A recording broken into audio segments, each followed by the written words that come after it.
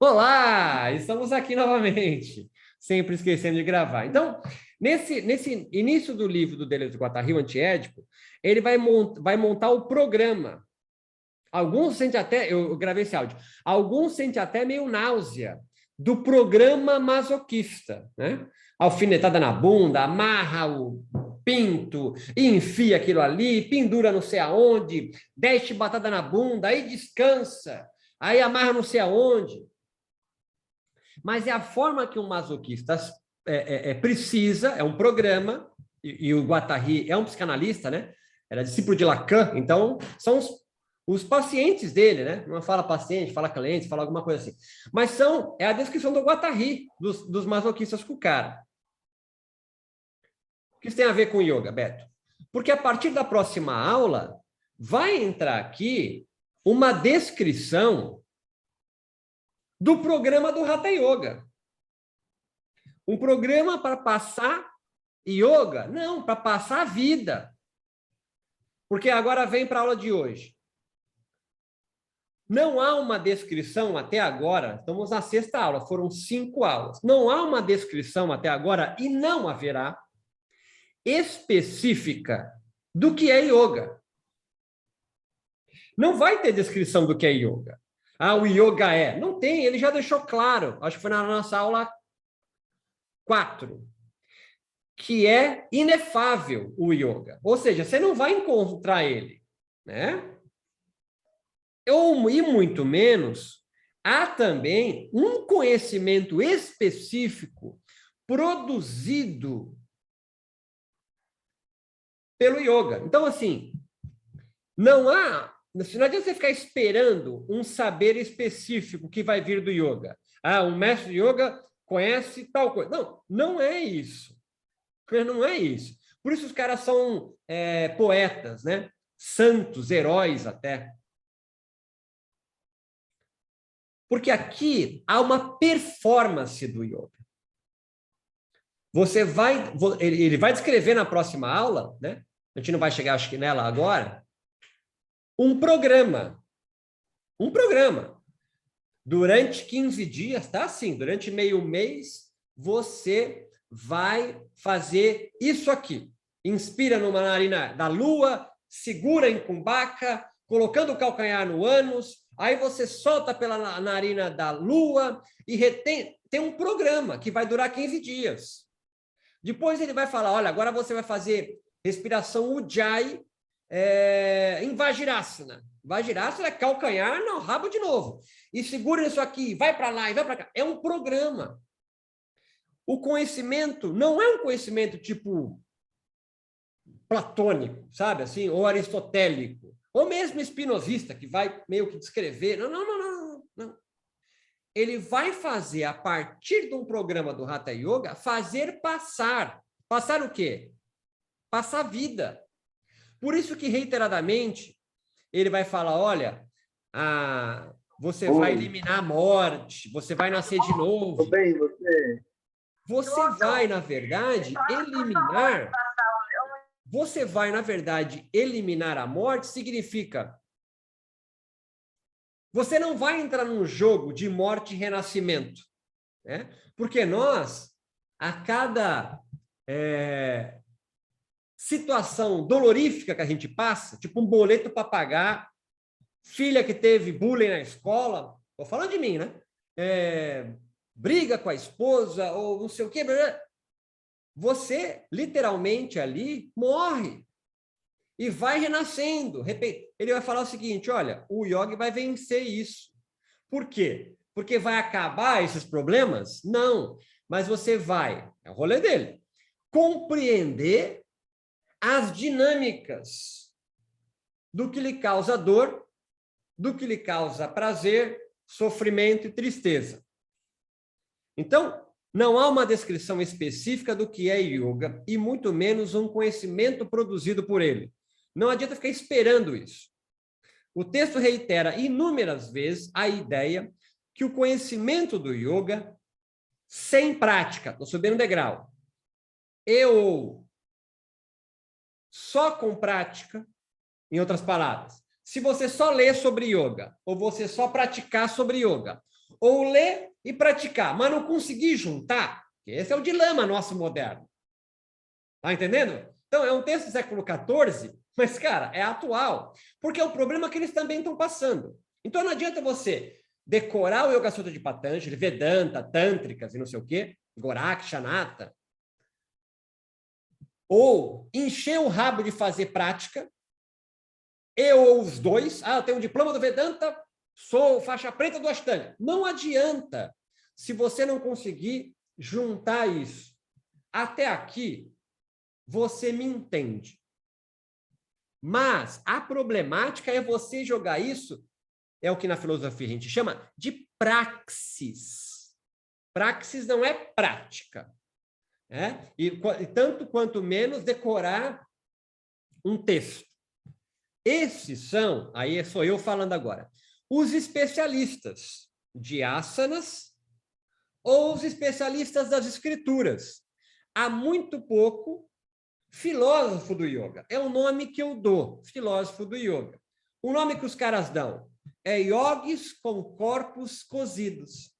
Esse eu amarro a nossa introdução. A praxis aqui é um yogi com o corpo cozido pelo fogo do yoga. Essa expressão eu acho linda, pô, é a expressão para tatuar no corpo. E o que significa isso? É se matar fazendo asana? Não.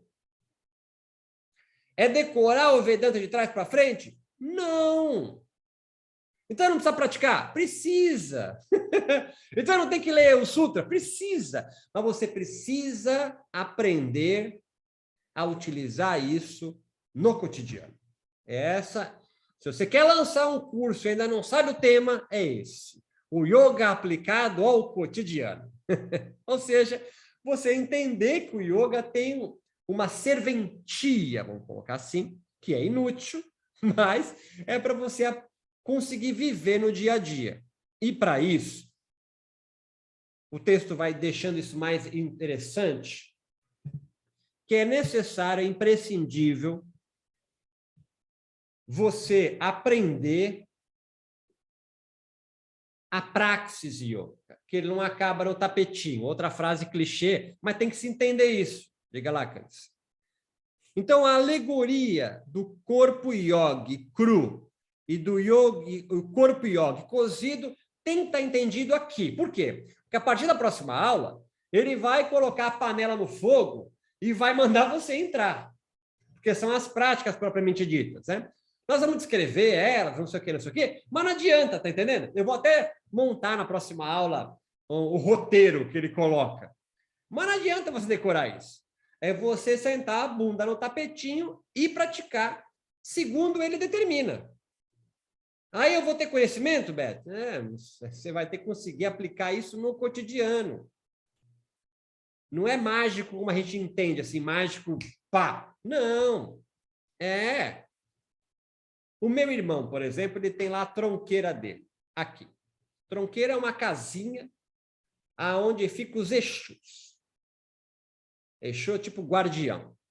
É todo dia que ele vai lá. Ele brinca até que é a hora do garçom, né? Vai lá, bate a palma, papapá, porque da macumba sabe. Aí vai trocar água, vai trocar cachaça, vai arrumar não sei o quê, vai limpar a faca, tem um monte de rolê. E aí faz as orações e fecha. É cotidiano. Então, o corpo cozido, vem que eu estou avançando. Ao contrário do corpo cru, morre só uma vez. Eu quero que vocês fiquem com isso na sua cabeça. Morrer uma vez só.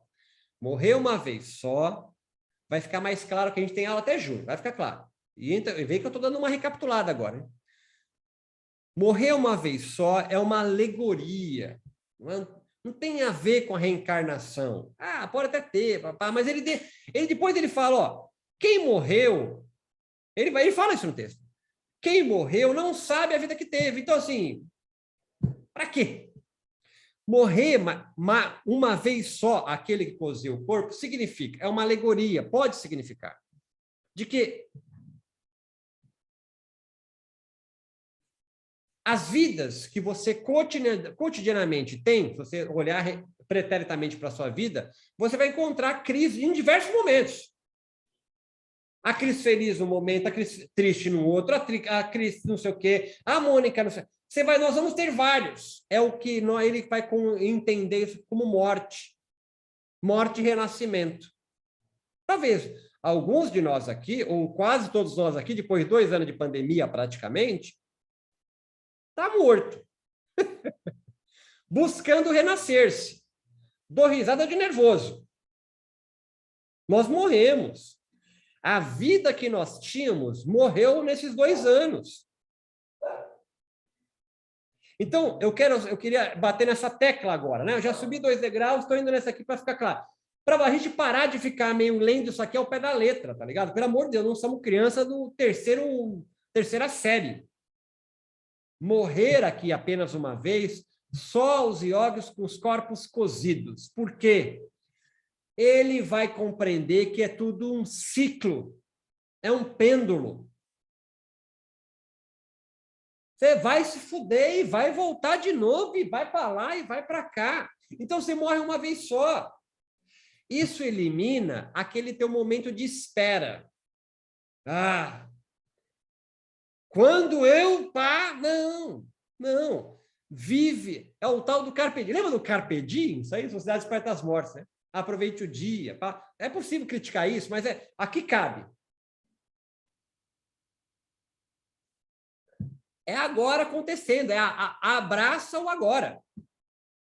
Como diz Nietzsche, aí já vai Anderson, vai começar já a pensar a contextualização dele. É o amor fati, é o amor do fato, é o amor à vida, é isso aí. Estou em depressão, triste pra caralho, não tenho vontade de sair da cama. Nietzsche falaria para você, aproveite esse momento. Aproveite esse momento para você, eu sei que é foda isso, aproveite esse momento para você compreender como é estar na tristeza mais profunda. Não é se alimentar da tristeza, mas você tomar a distância e falar assim, olha que interessante isso, olha quantas pessoas já me falaram isso, né? Como é estar em depressão profunda, e eu nunca tive a oportunidade, olha que viagem, né? Mas é Nietzsche falando, a oportunidade de experienciar isso. Eu estou tendo essa experiência agora. Não é rico? Amor fati. É amor fati. Não é ficar esperando, isso tem que passar, isso tem que passar. Ele abraça o diabo no inferno. É isso.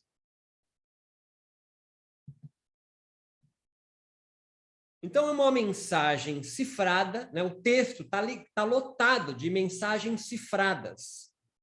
Os caras são místicos, né? Místico é alguém, vem, Cris, que dispensa o intermediário para entrar em contato com o mundo espiritual. Mas por que isso? Eles estão imersos numa sociedade, você tem que entender isso, senão não tem sentido. Eles estão imersos numa sociedade hierarquizada por um livro chamado Vedas, que determina o que cada um deve fazer na vida. É uma sociedade opressiva. Eu já ouvi isso diversas vezes de latino-americanos brancos machos falando para mim, mas essa é uma posição europeia que você está... Pode ser. Eu posso, de repente, estar influenciado por um eurocentrismo, né? O que significa isso? A posição do colonizador na Índia, né? Entende o que estamos falando? A crítica. E olhando para uma sociedade exótica, estranha, que é a Índia, e aí fica fácil você falar que a sociedade pausada pelo Vedas oprime a sociedade. Mas, porra, oprime a sociedade, certo? Oprime a sociedade. Então, não é a posição de um europeu, é a posição de um latino-americano que já foi colono, é colono ainda dos Estados Unidos, apesar de ser um império em decadência, e sabe o que é uma sociedade que oprime. Então, a sociedade indiana, sobretudo a sua perspectiva hinduísta, porque tem indiano jainista, ateu, budista, né? Mas é que o yoga ficou na pegada hinduísta. E os yogis, sobretudo no século XIV, os Hatha Yogis, e aqui é uma tradição específica, Hatha Yoga, aqui é uma tradição específica, são os natas, que poderia ser um texto dos Aranakyakas, dos Agores, dos Kapalikas. São várias ordens, dos Nagas, sadhus, e não nata. Tem várias, cara. Por isso que eu bato na tecla que o yoga é plural. Então, a mensagem cifrada aqui é de um saber viver com a praxis yógica. E não um viver que você tenta copiar um caminho yógico. Yoga aqui é aliado e não Messias. Essa é a segunda parte mais difícil para nós do latino-americano, que a gente está pautado na religião cristã. A gente espera um Messias vir nos salvar. É foda sair disso. É dificílimo. Eu estou falando aqui logicamente, mas eu caio nessa também. A espera de um Messias. É reconfortador você rezar para Jesus vir te salvar. E tu faz isso, tá certo? Espero que ninguém passe por isso, mas teu pai no andar de cuidados paliativos, é foda abraçar o amor fati, tiozão. É bonito aqui, mas não é fácil não. Tu vai rezar o Pai Nosso, Ave Maria. Então aqui morre-se, volto para deixar claro, definitivamente, apenas uma vez, o corpo iógico cozido, para as ilusões que nos movimentam despercebidamente. Palavras minhas aqui, tá? Em desatenção, nos levando aos vassanas, lembra? As tendências. Morrer apenas uma vez, então, somente aos corpos cozidos pelo fogo do yoga, que adquire esse sida. O sida é um poder. Qual que é o maior do sida? É morrer só uma vez, Anderson. Morrer só uma vez pode significar que você não vai cair na ilusão de achar que vive em ilusão e um dia vai deixar de viver em ilusão. Morrer apenas uma vez é entender que você vive numa ilusão e é possível você entender qual ilusão você vive, tomar um distanciamento e falar, cara, essa ilusão eu não quero viver. Vem que vai ficar claro. Siddhartha Gautama fez isso, praticando Hatha Yoga antes de Patanjali, mas já existia. Esse é um texto, não é que nasceu no século XIV, é que foi escrito um texto no século XIV. Mas o Hatha Yoga já existia, certo? São sadhus errantes. Siddhartha Gautama, um hinduísta, praticando o yoga como aliado, percebe a ilusão que vive, hinduísta, ele da caça dos guerreiros, privilegiado, é um príncipe, fala, não quero viver mais essa ilusão. E o que ele faz? Morre apenas uma vez pelo corpo cozido pelo fogo do yoga e inventa uma nova ilusão, o budismo. E as suas 4 nobres verdades, e babá. Há uma ilusão budismo? É uma ilusão budismo. Já falamos sobre isso. Alguém sem nenhuma ilusão é um desiludido. É alguém em depressão, alguém sem nenhum sentido para a vida. Acha confuso isso no Vedanta, no Yoga Sutra? Vai ler Viktor Frankl, certo? Um tiozinho que sobreviveu ao Holocausto.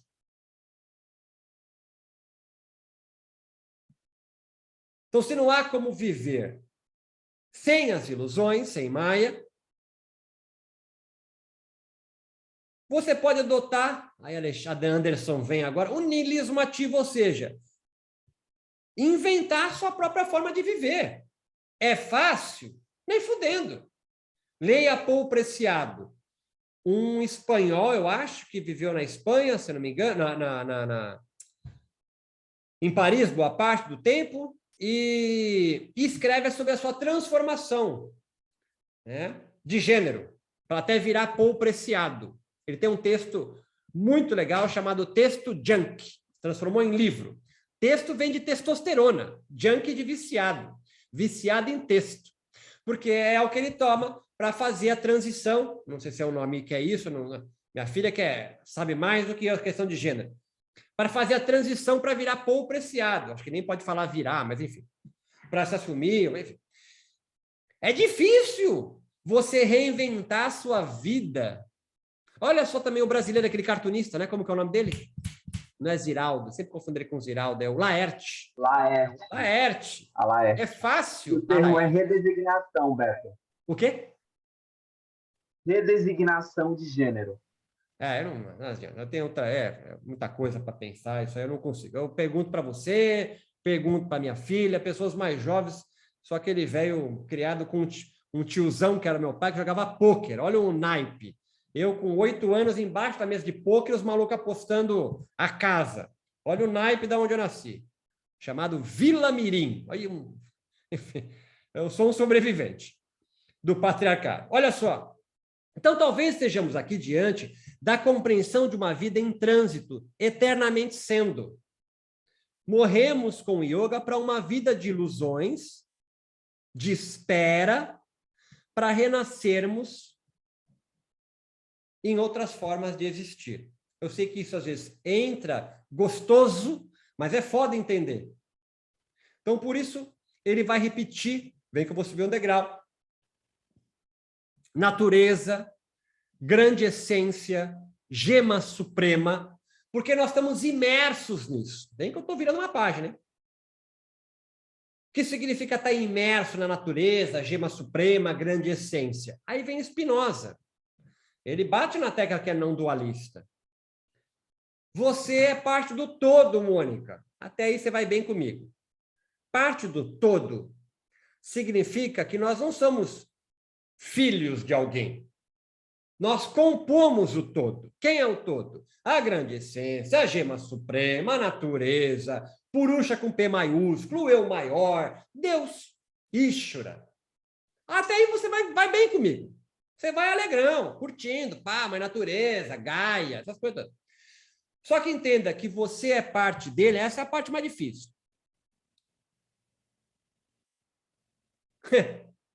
Você é parte de Deus, tio. Não é centelha divina. Não é centelha. Não tem um Deus olhando. Você é Deus. Aí, que porra, é difícil essa porra, né? Não é Deus que você é onipresente. Mas você é parte do todo, não tem fora. Aí eu faço assim, você imagina o planeta Terra. Não. É o todo. Plutão tá aí. Que era planeta, foi rebaixado para satélite. Talvez tenha voltado, mas enfim, não é mais fácil. Quem é da antiga, Plutão não é Terra. Não é planeta. Você é parte do todo, formado por 2 atributos de infinitos que compõem Deus. O corpo. Spinoza vai chamar de mente, aqui jiva, dá o nome que tu quiser para isso. Mas há uma parte em você que não é corpórea. Não é corpórea mesmo. Não, mas aí é dual. Não. Dual não significa que tudo é corpo, que é materialista. Ele é materialista que empírico. Acho que tudo está aqui. Não. Há uma parte em você que não é corpórea, mas é uma ideia do corpo. Seus pensamentos e sentimentos formam. Na aula 2 ele fala disso aqui, só que aqui está em sânscrito, ele fala de bhutas, vatos, gunas. O que compõe nosso corpo? A tal da fisiologia sutil. Então, todo mundo que nós construímos, ou a subjetividade, é construída na relação com outros corpos. Se nós estamos eternamente em relação com outros corpos, corpo da Angélica, do Anderson, mas também do ar, da gravidade, do céu, do calor, da atmosfera, são corpos. Agora, no corpo do Bruno Grupo, lá cada uma das 100 trilhões de células dele, tem uma mitocôndria que é a organela, que tem cobre que reveste a organela. Olha que louco. Você tem um composto inorgânico que compõe a gente. Então, nós temos populações de corpos em nós que compõem quem nós somos e pensamos. Então, não tem um saber esperando para ser desvelado. Está acontecendo agora.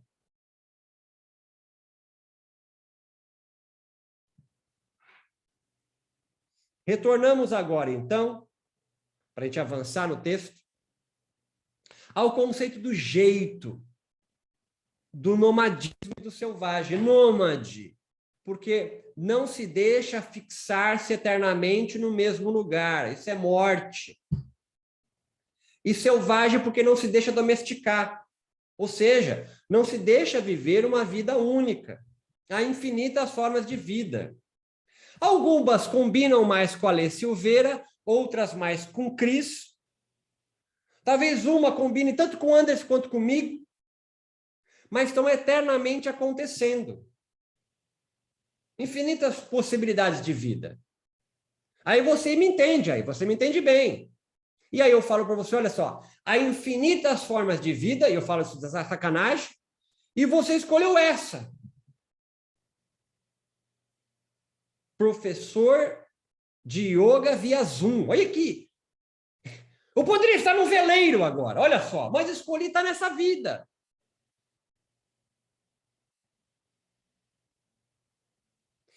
Isso, para uma sociedade como a nossa, onde ela enganosamente ensina que você pode ser qualquer coisa, é angustiante. E aí tu tá entendendo a raiz da ansiedade nossa, tá ligado? Porque a sociedade está infinitamente dizendo para você, Priscila, que você pode ser o que você quiser. É só confiar. Um empreendedor. E aí você fica numa angústia fodida, porque tu fala, caralho, eu poderia ser qualquer coisa e sou caixa do Bradesco. Eu poderia ser qualquer coisa e sou professor via Zoom. Ai, que desgraça. Você pode ser qualquer coisa, mas às vezes não dá, né, meu? É isso. Às vezes não dá. Não é que há limites na questão consciencial, mas há limites mesmo territoriais, enfim. É isso aí o que deu. Não é resignação. Mas, cara, é você parar de ficar infeliz constantemente, porque isso, vem que eu vou amarrar para a gente passar para o texto. É a chave de manter você capturado em falta. Porque não dá a sensação de falta? Dá uma sensação de falta. Eu poderia ser qualquer coisa e sou isso aqui. Sensação de falta. Isso é o oposto de plenitude, que é o que yoga vende, cara. E vende, eu estou falando num bom sentido, vende, né? O yoga promete isso, a plenitude. Uma sensação que nada lhe falta. Aí você fala, caralho, meu, mas eu não sinto essa porra. Não vai sentir, porque você não vive na sociedade de um Hatha Yoga que escreveu essa porra no século XIV. O cara é errante. Vem comigo. Ele largava a família, se convertia a uma ordem espiritual, religiosa, vocês ficam às vezes magoados quando eu falo religioso, e anda na sanga. Não funciona para nós. Não funciona. Não funciona. Nós não conseguimos, ao longo de 100 anos de transplantação do yoga da Índia para outras geografias, como a latino-americana, inventar um outro modo. A gente está tentando replicar um modus de vida de uma sociedade indiana que nem hoje existe. É claro que vai criar falta. Ah, mas eu me converti a uma ordem Agori, Kapalika, eu vou viver na floresta com eles. Porra, massa. Vai. Mas você entende que é lá? É lá. Não é aqui. Você precisa mudar de cartografia, de geografia. Olha quantos professores de yoga que passam 2, 3, 4 anos estudando num ashram indiano, no Himalaia, o caralho é 4, mas volta. Volta, vai pisar em Guarulhos. Pisando em Guarulhos, vai ter que encarar a realidade latino-americana, brasileira, que é infinitamente maior, não é que é maior que da Índia, mas que não, você não vai conseguir furar. Aí fica em pequenos bolsões, como a comunidade Hare Krishna, certo? A comunidade Hare Krishna é uma experimentação, é um laboratório, é um núcleo que não sai de lá. Funciona? Talvez funcione. Funciona irado.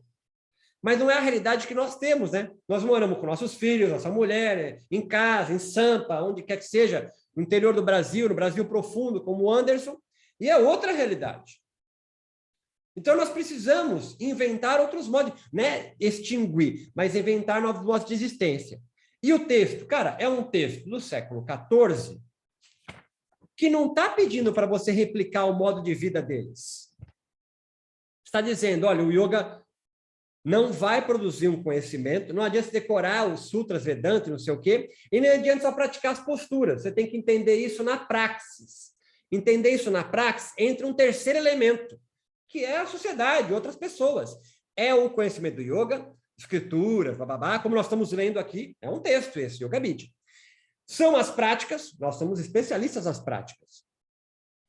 Só que há um terceiro elemento que a gente não utiliza, que é o mundo que a gente vive, que a gente está há 100 anos tentando empurrar um modo de vida que não encaixa aqui.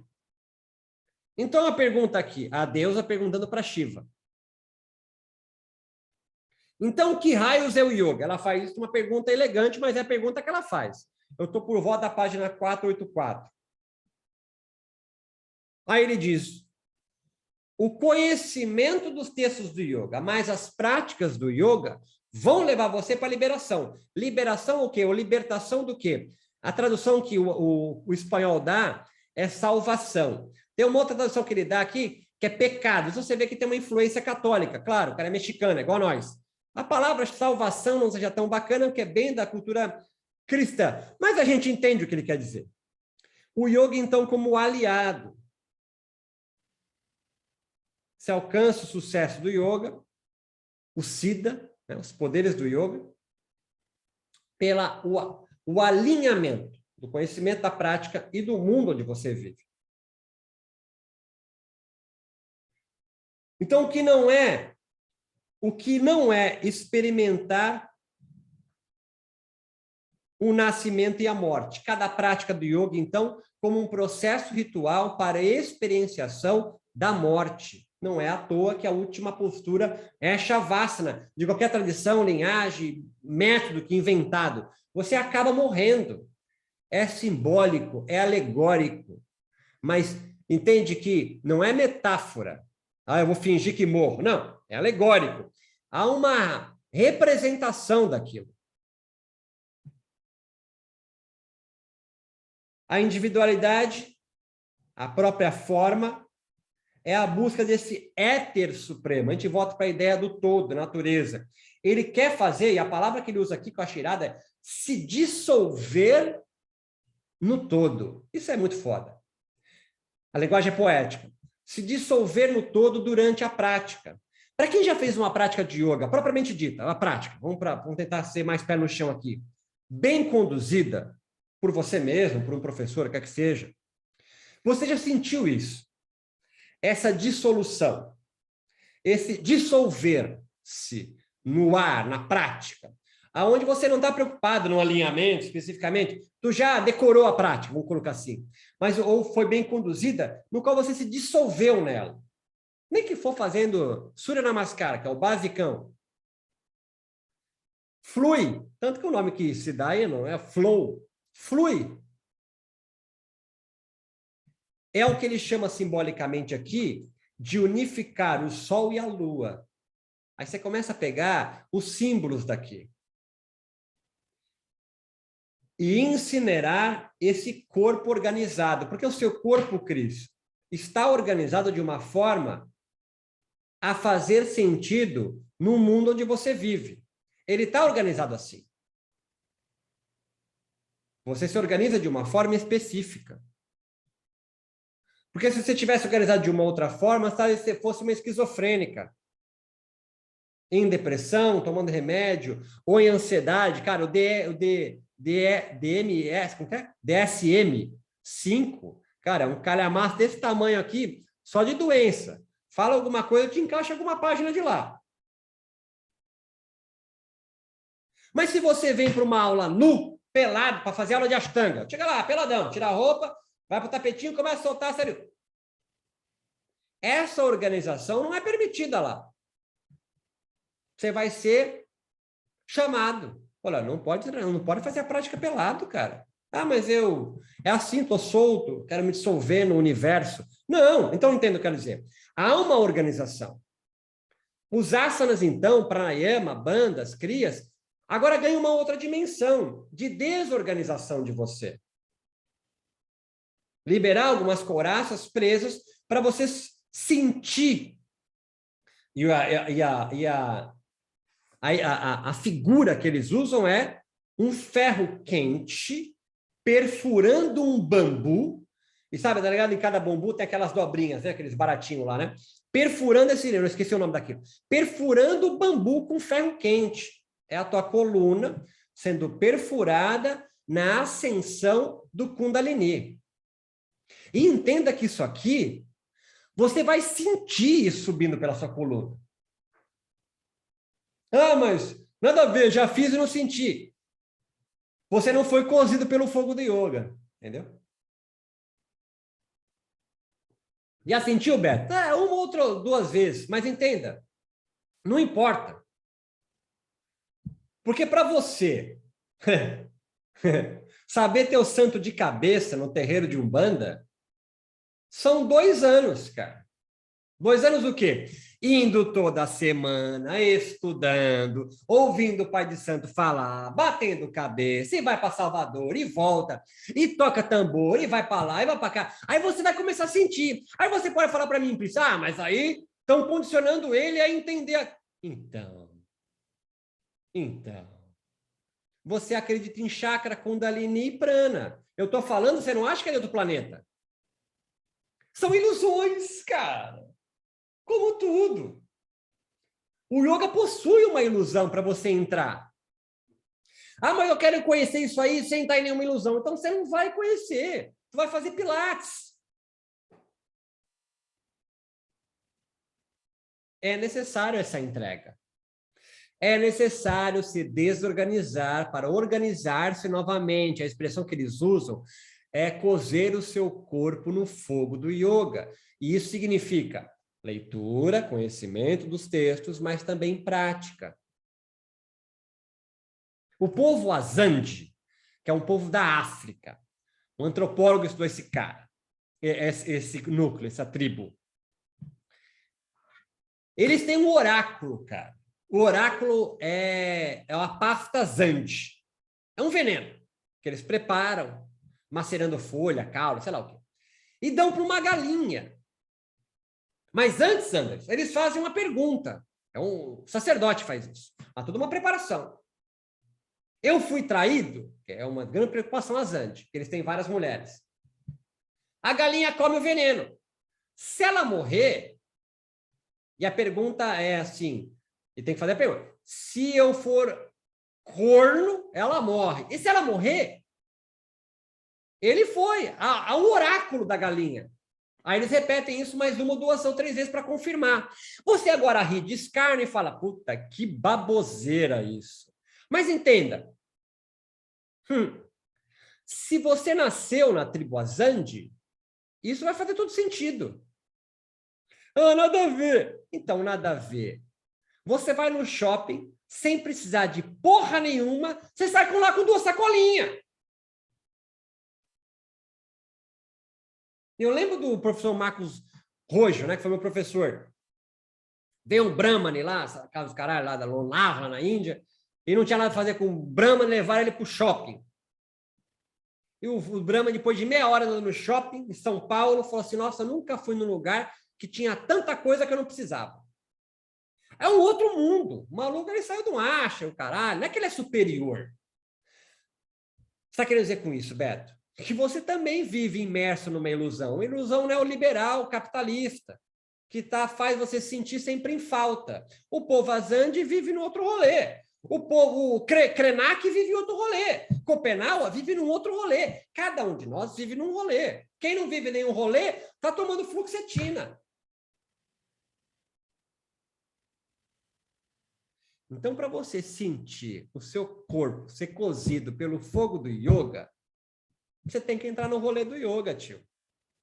Você quer receber o preto velho, mas não acredita na Umbanda? Você não vai receber o preto velho. Você não vai ter o corpo feito, o cavalo não vai estar preparado. É o mesmo rolê. É o mesmo rolê. São ordenadoras de realidade. Então, o caminho do yoga como aliado é eficaz para a liberação e a união entre... Aí começa o texto prático, que ele vai daqui para o final, que é alinhar a sua mente ou consciência com a respiração. E daqui para frente ele vai começar a descrever a prática, é um programa. É um programa para você sentir o sol e a lua unificar em você. Sentir um ferro quente perfurar, liberando o espaço para uma cobra que está enrolada na sua coluna, subir. E aí ele vai dizer, olha, há indicativos psicofisiológicos, seu corpo vai suar. E, cara, se você já fez um pranayama, faz um pranayama tipo de meia hora, você sua igual uma doida. Você sua. E ele fala, olha, tá cozendo o seu corpo no fogo do yoga. Aí você fala, mas nada a ver. Isso é porque eu ativei o sistema nervoso parasimpático, papapá. Você pode entrar nesse rolê. Mas você entende que aí você está na ilusão da biomedicina? Você vai descrever tudo o que acontece por hormônios, neurotransmissores e pá. Ah, não, eu sou psicanalista. Então, você vai explicar tudo pelo id, ego, superego. A psicanálise também é uma viagem, tio. Eu espero que isso fique claro na aula de hoje, que era o meu objetivo. Você entender que tu vive numa viagem. Às vezes são viagens compartilhadas com outros. Então, não vira viagem, vira cultura. Entendeu?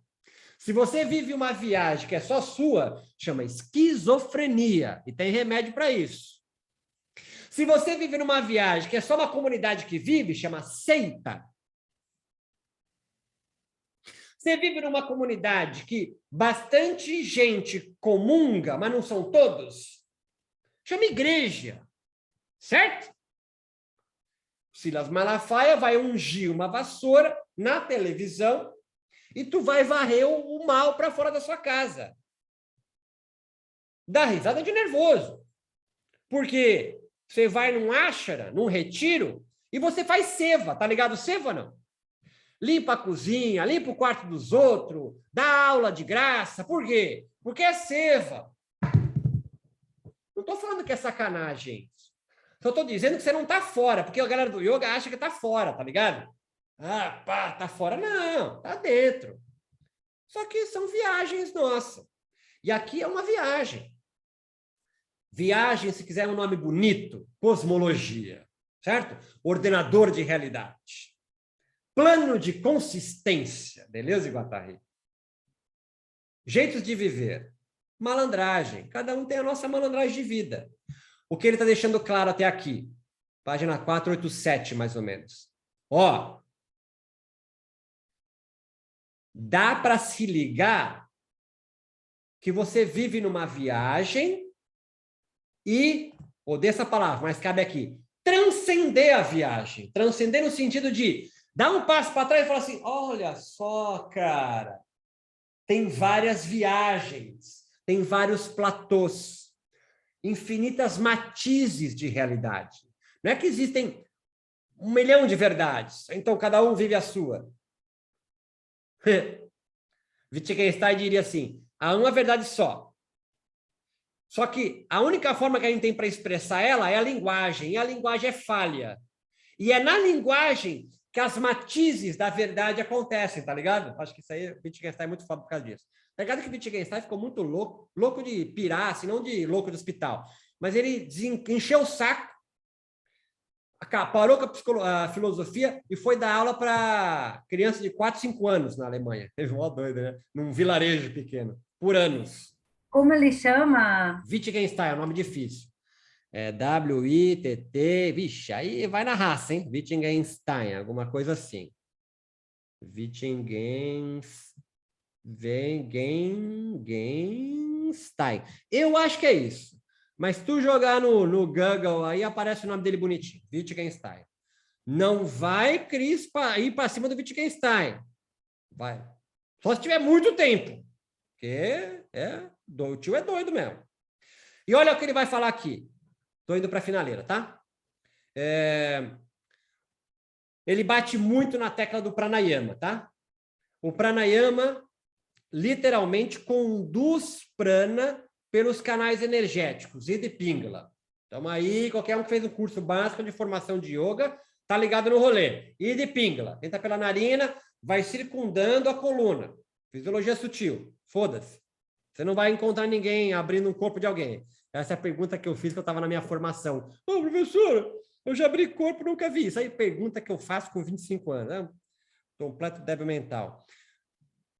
O pranayama vai cozer o corpo. Então, é o pranayama, ele chama de, eu acho irado isso, os ventos do corpo, é que vão aquecer o corpo e colocá-lo em cozimento. Massa isso, né? E assim, não é que a prática é cozimento. Acabou a prática, teu corpo está cozendo, porque isso a porra é diária. São 15 dias. Tem um tempo aqui, tá certo? Tipo receita. Eu sei que isso aí a aluna adora, receitinha para fazer, pá. Monta um curso, vende na internet aí. É preciso recorrer, aí ele sobe um degrau. Então, o pranayama está ligado aos pensamentos, né? A respiração aos pensamentos. É assim que você vai movimentar os ventos do corpo e aquecer o seu corpo. E aí ele fala, mas é preciso também recorrer às retenções. É o tal do Kumbhaka, lembra disso aí? É prender o ar. Né? Prender com e sem ar. Aos que desejam cruzar o oceano da existência. Esse cara é poeta, né? Oceano da existência, né? Cheio de ondas, é onde a gente vive. Está querendo acalmar esse oceano. Para quê? Para virar no marasmo? Não, que é um tédio viver no marasmo. Mas é para você conseguir acalmar esse rolê e perceber, olha aquela ilusão da onda, olha a outra. Ele está querendo fazer você entender os infinitos platôs de vida, de modos de viver, que está acontecendo. Para você parar de ficar correndo atrás da verdade. E não é ficar parado, mas é aprender a nadar. É aprender a nadar. Não é ficar parado no porto. Né? É mergulhar ali e sair nadando. Então, ele vai recorrer a algumas fórmulas. Aumento de prana, porque você vai reter o ar e sem ar. Vai aumentar a temperatura corporal. É eles falando. É fisiológico. Daqui a referência do seu corpo sendo cozido. Então ele fala, então isso aqui é muito louco, né? Porque assim, ele vai falar, ó, ele dá um rolezinho meio teórico no início, que é onde a gente teve até a aula passada. Aí ele dá a prática agora, e ele fala, ó, tá sentindo no corpo? Então, tô falando besteira? Não, entendeu? Eles são muito, não tem retórica do blá blá, do sofrimento, não. Ó, tô te falando, faz isso. Ó, vai acontecer isso. Não tá acontecendo? Ah, tô suando pra caralho. Então, tá cozendo seu corpo no fogo do yoga. É uma alegoria. A deusa pergunta, como você, Shiva, pratica yoga? Cara, na página 486 é muito massa, né? A deusa pergunta, eu acabo aqui. Beleza, tiozão, já falou pra caralho, mas como é que é a tua prática de yoga? Essa é a pergunta que às vezes me fazem muito. Você escreve pra caralho, você fala pra caralho, é cheio de lero-lero, cheio de conceito, mas e aí? Como é que é a tua prática? Ele basicamente vai responder, é igual a sua. E é o que eu respondo também. É igual a sua. Aí, mas ele diz assim, a minha prática é assim. A união de apana e prana. A gente vai entrar melhor isso na outra aula, mas é retenção com e sem ar, tá ligado? A junção de sangue com sêmen, o sol e a lua, o ser encarnado e a alma do ser supremo. E ele completa, é a conjunção da rede de opostos. Por quê? Porque ele está trabalhando aqui com o não dual, tá ligado? E mais do que isso, ou obrigatoriamente por causa disso, o não dual não permite que você tenha regras normativas. Muito bom. Estar aqui no agora. Pior que eu li, Bruno, ágora, que também tem maior rolê, né? O ágora dos gregos. Então, sim, como é não dual, a conjunção dos opostos. O que significa isso, Priscila? De que ninguém vai ganhar a discussão, tá ligado? É a união dos opostos. Não é um ou outro. É um terceiro que surge, cara. O terceiro que surge. É o terceiro que surge. Então, aí ele vai falar, a retenção forte das respirações. Você deve cobrir o seu umbigo com um pano branco e limpo. Sei lá. I don't know. Está escrito lá. Com 1/4 de comprimento. Aí as mandigas, tiozão. Você perguntar pro meu irmão por que o copo é assim, assado com a cachaça. Será que o meu irmão vai te responder atravessado? Deve-se fazer a energia se mover, ou seja, Kundalini enrolado em você começar a se movimentar. Então, ele sai do pressuposto, eu vou acabar aqui, eu juro. Ele sai do pressuposto seguinte, Priscila, que é uma energia que está no seu quadril parada. Chamou de Kundalini, cobra enrolada na coisa, essas porra toda, você já sabe. E que é necessário fazer isso circular. Como é que a gente faz essa energia circular? Pelo movimento dos ventos, que é a respiração. E aí você precisa reter forte, com e sem ar. Na outra hora ele vai entrar nas travas. Contrair o esfíncter, fecha não sei o quê, abre não sei o quê, tipo comportas. Para fazer com que essa energia comece a circular no seu corpo. Como é que eu sei, Shiva, se essa energia está circulando? Ele responde, deusa, você vai começar a suar pra caralho. Né? Ele fala elegante, mas é o que ele está falando. Você vai começar a transpirar em bicas. Então entenda, Anderson, que aqui não tem o lero-lero. Ele joga o rolê, ele joga o blá e fala, ó, tá sentindo no corpo? Tô. Então mantém. Aí você vai ter que confiar no tio. No tio aqui é Shiva. Então, a prática desta técnica, todos os dias, por 15 dias, em Vajrasana, Cris, é sentado sobre o calcanhar. E um dos calcanhar, empurrando o cu mesmo. Sentado sobre os calcanhar. Até você conseguir perfurar o Brahma Grande, localizado no Muladhara. Muladhara, lá embaixo, no quadril. Até perfurar depois Rudra Grande, que é no Ajna Chakra, até chegar no topo da sua cabeça. Então, esse é o resumo que ele vai fazer nas próximas aulas. Claro que ele vai incluir Surya Bedana, Ujjayi, Sitali ou Shitali e Bhastrika.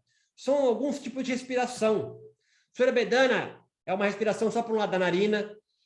Ujjayi, aquela quem é ashtangueiro sabe, né? Você fecha parcialmente a glote.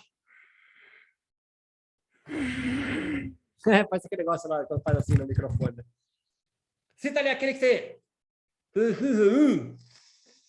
e puxa o ar. Tem que passar pelo canalzinho. E o Bhastrika. Aquele negócio parece um fole, tá ligado? Com o abdômen. Fica fazendo para lá e para cá.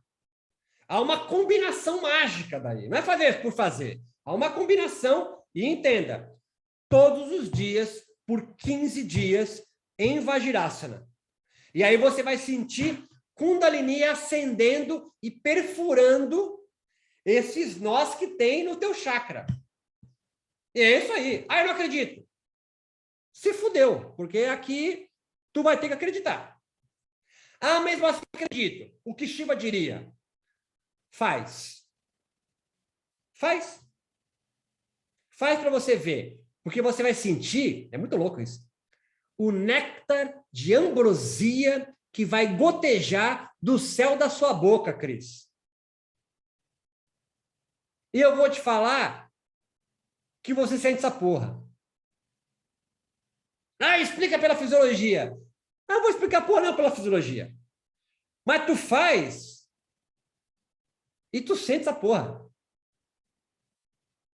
É muito louco isso. Não adianta você pegar uma gota aí e colocar no laboratório.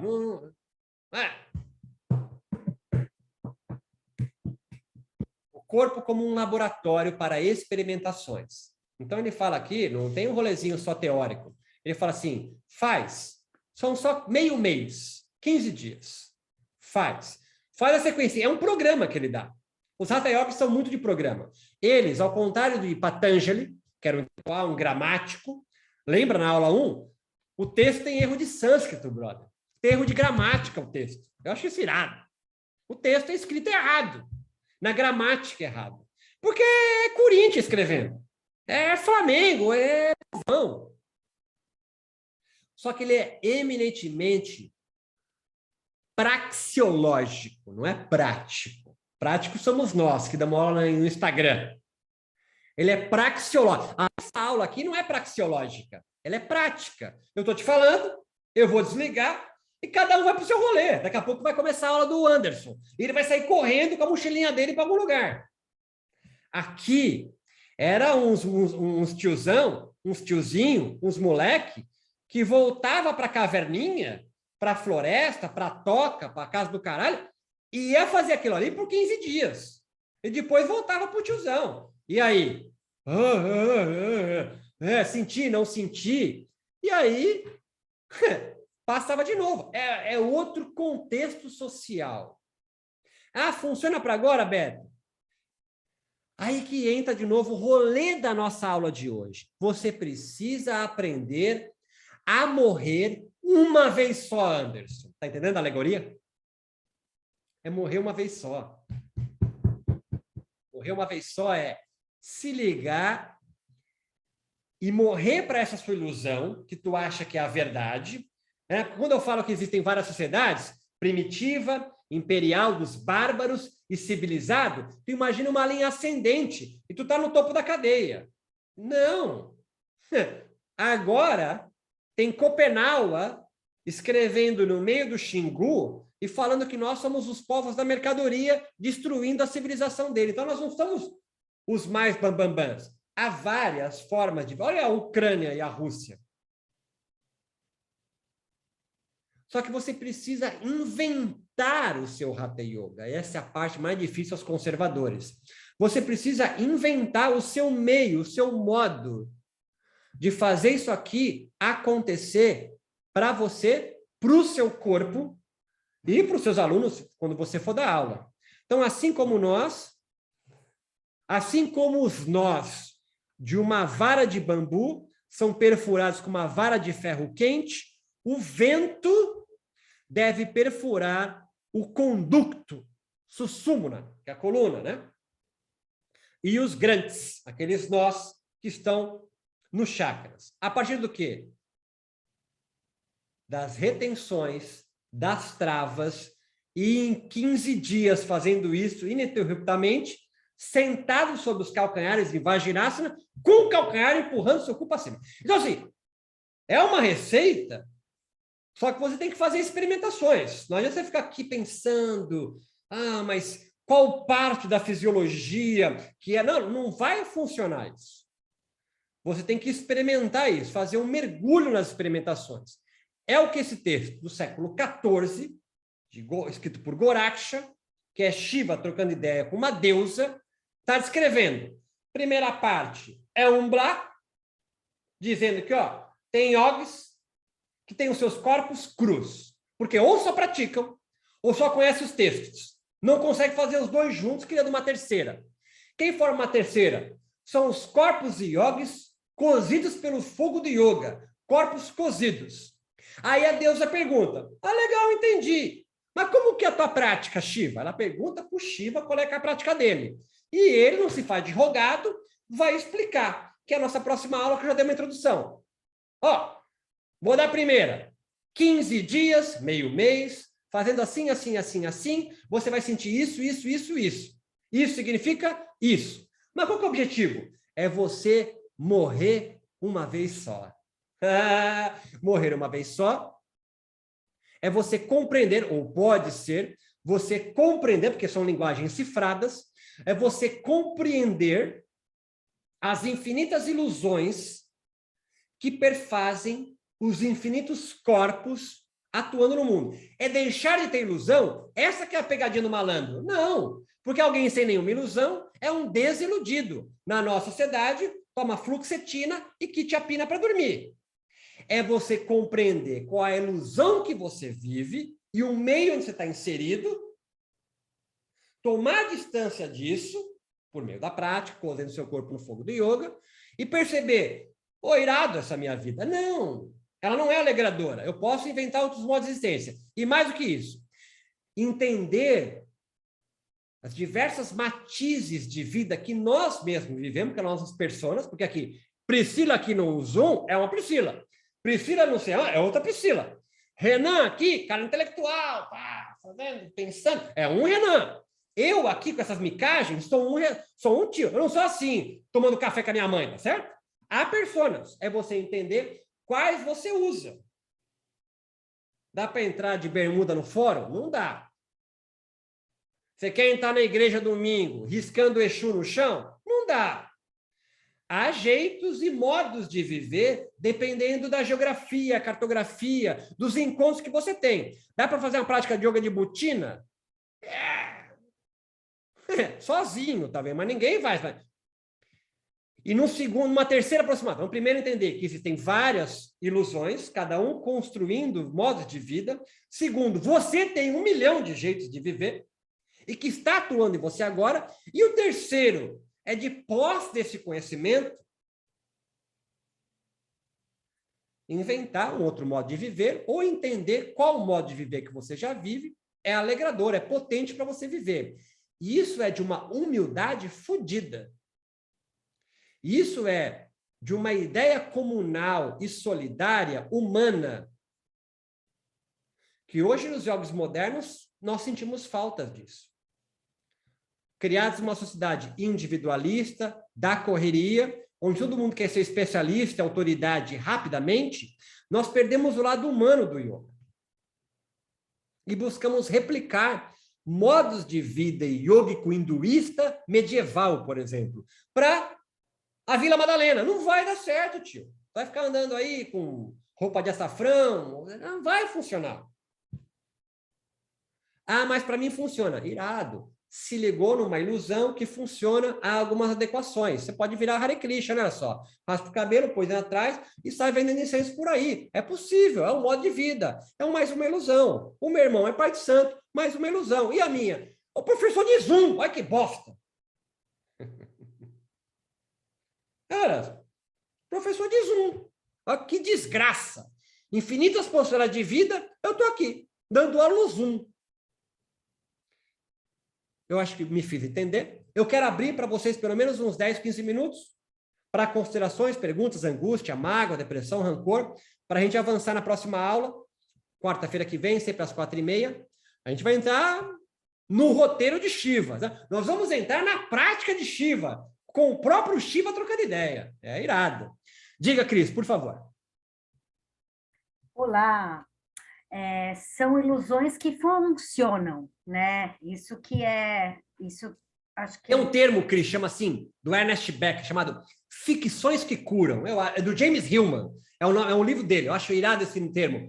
Ficções que curam. Cada um tem a nossa ficção que cura, né? Pois é, porque a gente sente, né, os efeitos das nossas viagens, das nossas ficções, né? Há muitos que não sentem nada, hein, Cris? Não consegue fazer passar nada nesse corpite. Mas aí tem que ter a entrega, né? Uma das coisas, né? Tem que ter a entrega, enfim. Tudo que não é corpo, como nós somos dois aspectos do todo, tudo que não é corpo é mente? Muito boa pergunta, Cris. Um Hatha Yogi medievalista ia falar para você parar com as especulações. Senta a bunda em Vajrasana e faz a prática 15 dias. Um Hatha Yogi, o cara que escreveu esse texto que nós estamos estudando, falaria isso para você, mas eu não sou ele, eu gosto de falar. Você pode pensar assim, Cris, mas é muito fácil descambar para o dualismo, nessa forma de pensar, tá ligado? Tudo que não é corpo, me dói um pouco o ouvido, sabe? Tudo que não é corpo é mente. Eu diria para você... mesmo porque é difícil achar o limite, né? Não há o limite, né? Não há o limite, tá? Não há o limite. É o peixe na água, não tem limite, tá certo? O meio interno do peixe também é aquoso, né? Então não há o limite. É como você querer diferenciar o seu corpo do ar, tá ligado? Não dá, tá fora e tá dentro. Você tá jogando o ar toda hora para dentro. Então, eu entendi a tua imagem, mas eu não acho que ela é a mais apropriada para a compreensão do texto, do que ele quis dizer. Porque a mente, ou o nome que você quer dar para isso, é uma ideia do corpo, Cris. Então, mas aí eu faço essa pergunta por causa das emoções. Ok, vai lá. Aonde que eu coloco elas? Elas estão no corpo? Não tem outro lugar, Cris. Não existe outro lugar. Só tem seu corpo. Dependendo de como o seu corpo... Mas tem a mente também, né? Tem, mas tá aí, né? Não tá fora do seu corpo, certo? Certo? Onde está o navio? Está no mar. Sim, a Não tem estaleiro para a mente. Certo? A mente, ela vem do corpo, né? Exato. Segundo, essa concepção da imanência é uma ideia do corpo, né? São distintos, né?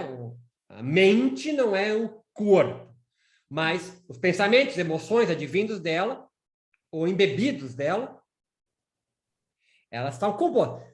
Dependendo de como você dispõe o seu corpo, ele está disposto no mundo, um tipo de emoção vai aparecer. Entende? Então, aí entra uma outra dimensão de asana. Dependendo da posição do meu corpo, combinado com pranayama, uma trava tal, sacou? Retendo ou não o ar, um tipo de sentimento, emoção, ideia, pensamento vai surgir dali. Qual? Não sei porque eu não habito seu corpo.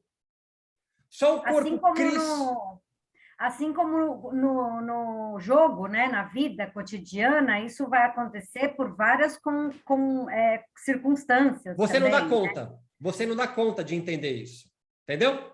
Mas aí eu não consigo, não localizo se Não. isso faz parte da mente ou faz parte do corpo. Não. Você vai Porque sentir isso. O único lugar para sentir. Pois não, desculpa. O pensamento faz parte da mente, né? Sim. Isso é fácil da gente localizar. Mas então, por que é fácil? Onde está a mente, Cris? É mais fácil de localizar o corpo, cara. É uma ideia. Mas onde está ela? Não é fácil localizar. Está no seu intestino? Está no seu, tá na sua bilis? Hã? Não tem localização. Não tem, não, cara. Então, assim, tem. É o seu corpo, Cris. Não está fora dele. Não está no corpo do Anderson, a sua mente, tá ligado? Então, assim, tem localização. Tá aí. Tá aí. Se eu colocar assim você de cabeça para baixo... Né? Assim como a emoção, né? Sim, claro. Se eu colocar você de cabeça para baixo, eu vou fazer você sentir um mundo diferente, Cris. Se eu colocar você para correr 100 metros na menor velocidade possível, quando acabar você esbaforida, tu vai ter um tipo de forma. É uma outra Cris. Há infinitas Cris. Algumas crises em crises. Eu não consegui segurar isso, Cris, desculpa. Então, assim... Claro! Opa! Tem que estar. Se tiver então, tudo organizado, não dá. É o que mais a gente está, né? Totalmente organizado, porque dá uma certa segurança estar organizado, né? Ter sempre o mesmo modo de ver o mundo. Isso dá uma segurança maior. Por isso que há muito mais conservadores, sedentários, do que yogis nômades, certo? Agora, Beto, 15 dias, quanto tempo? Ele não fala do tempo, né, da prática. É o tempo que acabar o que ele pediu para você fazer. É o tempo que acontecer, né?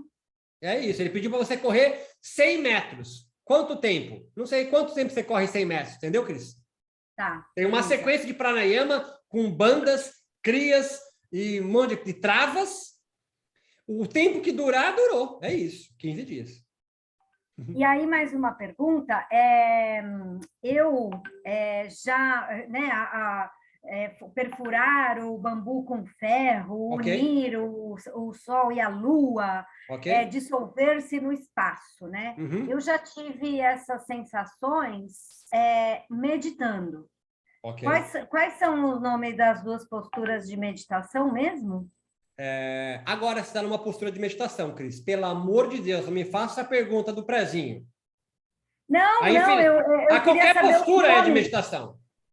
Aquele coloca então, mas é aí que eu ia chegar. É aí que eu ia chegar. É que tem duas que são específicas para meditação, né? Não, é mentira isso, Cris. Não tem isso. Então pula. Aí assim, eu já tive essas experiências com essa sensação meditando, nunca fazendo asanas, né? Cris, eu vou parar você agora. Eu vou parar você agora, Cris, porque só que eu já você praticar yoga, você está meditando, Cris. Não, mas eu já tive essa sensação fazendo outras coisas também. Então, a minha experiência pessoal, eu ainda não consegui ter com os asanas, né? Mas é aí que eu queria chegar, né? Que na verdade, aí cada um tem um rolê para chegar nessa sensação, né? Total. E é infinito, né? Sim. Ok. Anderson, quer contribuir? Dá tempo, Anderson? Claro, inclusive eu estava mandando mensagem para os meus alunos agora, falei assim, calma aí que eu estou terminando meus estudos, que é em prol da nossa aula, e eu quero dizer, não sei, ai, não está chovendo, e eu quero dizer com um pouco de prepotência, Beto, que o curso que você mencionou, ele vai ser meu, inclusive estou produzindo ele, enfim, comprei o livro de Ética de Spinoza para refazer o teu curso, vou fazer o teu curso em julho, estou estudando um outro curso do Nietzsche com a Viviane Mosé. Enfim, e eu queria dizer que quando você falou assim, a vida que nós tínhamos morreu, na verdade a vida não morreu, porque a existência ela precede a essência, e isso é Sartre. Então, o processo da vida é de transbordamento, né? De transborda. A gente não tem, a gente criou a civilização. Sobretudo, quando você fala da ilusão, é a gente perceber que a gente está em civilização, que a gente criou essa merreca, que a gente começou a se definir nela. Tanto é que a filosofia do Nietzsche é um martelo, porque ele quer derrubar o idealismo platônico e a verdade científica, que quer dominar tudo.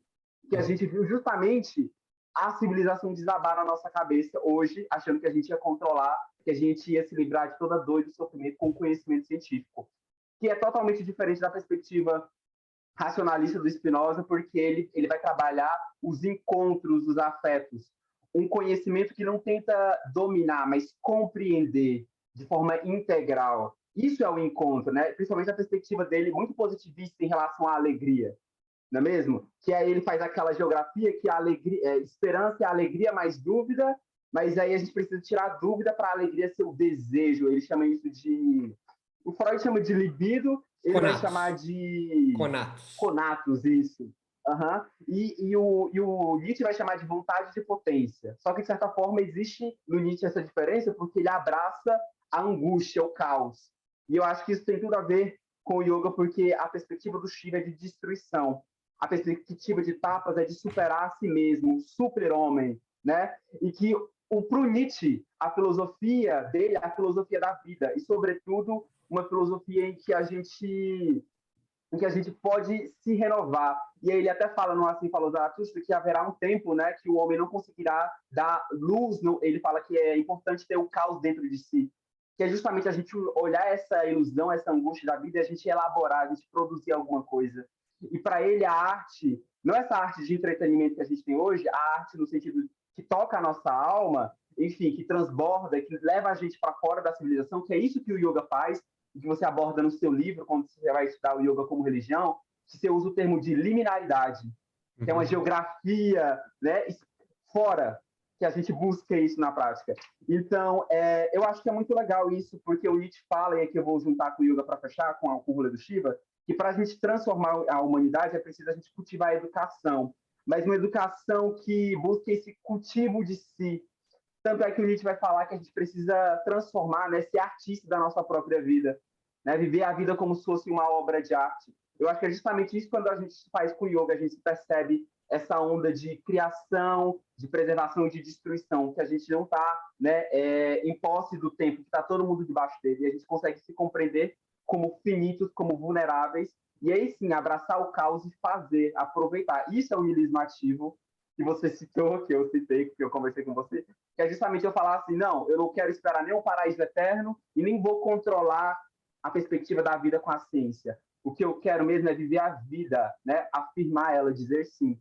E a gente faz isso com o yoga, sobretudo compreendendo que a vida é um fenômeno estético. Então, a chuva, a luz, o sol, tudo isso entrelaça com o meu corpo, né? Isso é a percepção, né, da perspectiva da Hatha Yogica, né?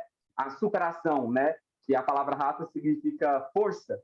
Enfim, a gente tem essa questão, né, de transcender, de certa forma, enfim, encontrar o Deus que há dentro da gente. Tanto é que a perspectiva ética do Spinoza é muito parecida com o Bhagavad Gita, né? Enfim, dessa questão que somos um com o todo, não é mesmo? Se eu sou... que Deus não criou o mundo, Deus é o mundo, que é essa perspectiva de movimento, de afeto. É a mesma perspectiva do Tantra, né? De a gente se experienciar através do corpo, e também do Nietzsche em relação ao super-homem, o homem que se reinventa no presente, né? O aqui e agora, tanto que para ele isso é muito importante. Isso se não for yoga, e tem me inspirado muito, sabe? Essas leituras do Spinoza, do Nietzsche, enfim, o estudo desse texto agora, para mim, tem sido assim, incrível, e eu quero muito criar né, a minha linha de pensamento e trazer, já venho fazendo isso nas minhas aulas, para a gente pensar, né, de forma ampla, tanto o yoga como arte, e meio de a gente sobreviver melhor e de fazer diferente. Acho que é isso. Muito bom, Anderson. Sim, é interessante o que você falou, porque os textos do Hatha Yoga, especificamente os textos Hatha Yogicos, não do Vedanta, um pouco do Tantra, mas o Tantra ainda é muito mais hermético, misticamente, do que... Eles são poetas, né? Então, são textos que, sim, permitem infinitas linhas de fuga a partir da leitura deles, tá ligado? Porque eles não estão buscando, na verdade, eles escrevem propositadamente assim, para que você não os interprete, para que você fuga das interpretações simples, né? E consiga, lendo eles, criar uma própria estética. Essa é a riqueza dos textos Hatha Yoga, sabe? Ele dá margem para você abrir linhas de fuga a partir da sua leitura. E isso é fantástico, você colocou muito bem a vida artística, né? São estetas do corpo. Eles são estetas do corpo, né? Muito bem, muito obrigado. Abraçar o caos. Mônica, alguma coisa? Renan, gostaria de contemplar alguma coisa? Alexandre com o seu cigarrinho sempre junto conosco. Bruno, professor Bruno Gnopo, sempre ali forte e altivo. Priscila, tudo bem, Priscila? Fechou. Então, queria agradecer demais a presença de vocês. Esse estamos no grupo de estudos, um curso Yoga Vidya. Vai estar gravado isso, todas as aulas. Essa aqui é a 6ª aula nossa, eu acho. Está tudo gravado, disponível para vocês acessarem. Nós estamos lendo o Yoga Vidya. Para quem não tiver esse texto ainda, escreve para mim que eu mando o link, está disponível de graça. É um texto em espanhol, mas é um texto recentemente traduzido do sânscrito para o inglês, num projeto chamado Projeto Hatha Yoga, de um pessoal da Universidade de Londres, de SOAS. E um colega do México traduziu para o espanhol, nós estamos trabalhando com ele aqui. O germe do yoga, de Gorakshanata, da tradição do Hatha Yoga chamado Nata, que é Shiva trocando ideia com uma deusa. Sara, levantou a mão, por favor, fique à vontade, só abre o microfone, Sara. Boa aula, Anderson. Valeu.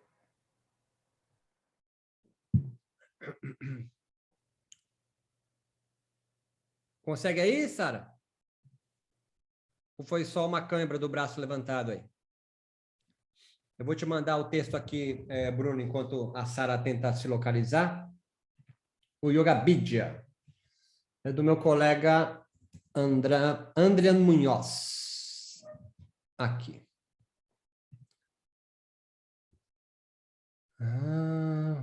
Aqui. Transcrição. Sara era a pegadinha do Faustão, Sara? Tá bom. Vou te dar aqui o link, ó. Depois você vê se conseguiu acessar, senão você me avisa que eu, lá no Instagram, por aqui mesmo, que eu posso te mandar no teu link aqui, ó. Fechou? Muito obrigado a todos. Bom descanso. Nos encontramos quarta-feira. É um curso que acontece todas as quartas-feiras, às 4h30, 5h30. Vai acabar em junho, a última aula desse texto, chamado Yoga Vidya. Aí o grupo de estudos continua, mas a gente pega um outro texto para estudar. Alexandre chegou na rabeleira. Alexandre, mas chegou só para responder chamada. Tá tudo bem. Recebeu o ponto positivo da aula. Não vai sair com falta hoje. Abraço, gente. Até mais. Valeu, Beto. Eu agradeço.